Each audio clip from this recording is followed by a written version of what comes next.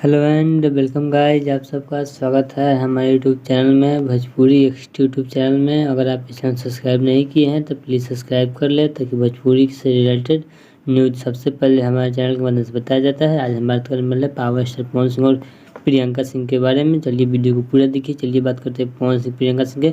काफ़ी समय हो चुका है, 3-4 साल हो चुका है पवन सिंह और प्रियंका सिंह की आवाज़ में कोई सॉन्ग आज तक नहीं आया है।